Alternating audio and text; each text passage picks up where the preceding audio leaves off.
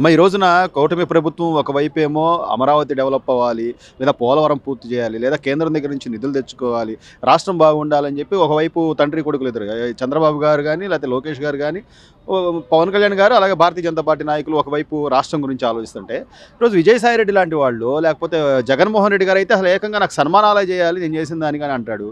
ఈరోజు ఎన్ని కేసులు బయటకు వస్తున్నాయి, మా భూములు ఆక్రమించారు, మా స్థలాలు లాక్కున్నారని. ఈ రోజున రెవెన్యూ సదస్సులు జరుగుతుంటే ఎట్లా ఉంది పరిస్థితి?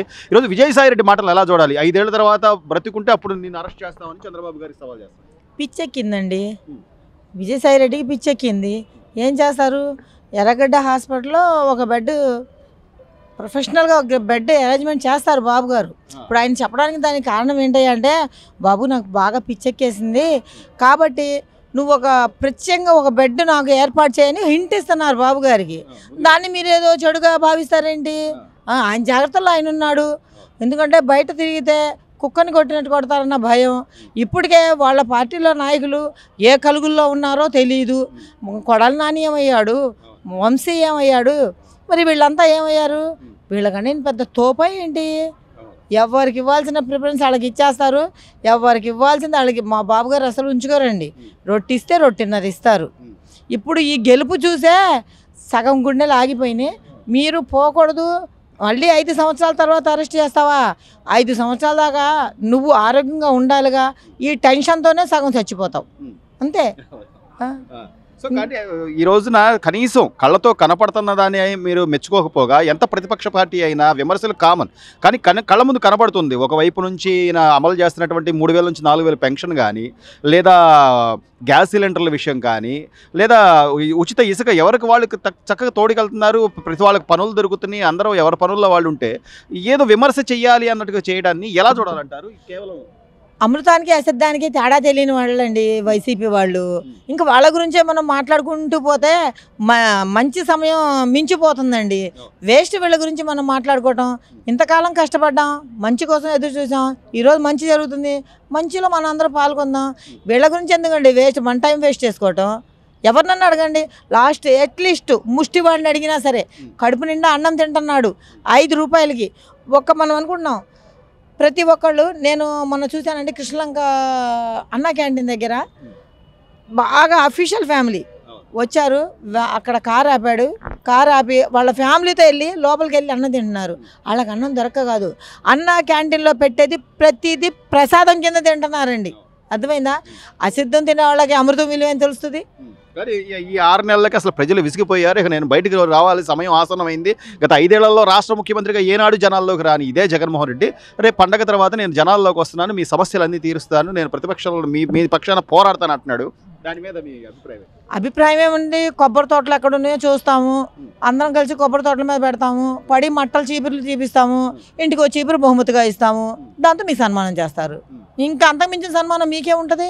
మీరు ఏం ఊహిస్తున్నారో తెలీదు, జరిగే సన్మానం మాత్రం అదే. లేదండి, ఆయన ఎప్పుడు వస్తారని చూస్తున్నారు.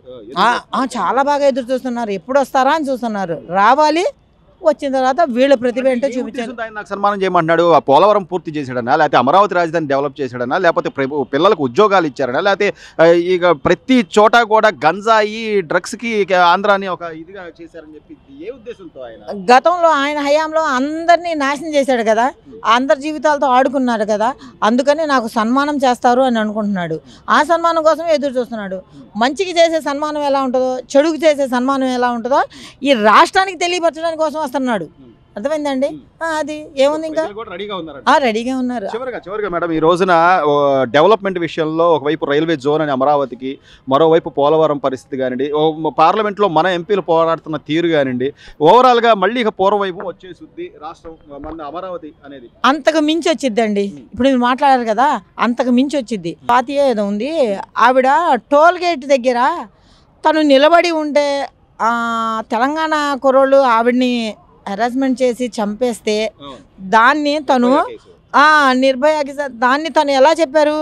పాపం స్కూటీ బైక్ టోల్ గేట్ కడతానికి వెళ్తే అన్న సీఎం గురించి బైక్కి టోల్ గేట్ ఉంటుందా అండి? అలాంటి సీఎం గురించి డెవలప్మెంటు ఆయనకేం తెలుసు? ఆయన ఏం చేస్తాడు? అసలు డెవలప్మెంట్ జరిగిందని ఆయనకి ఏం తెలిసిద్ది?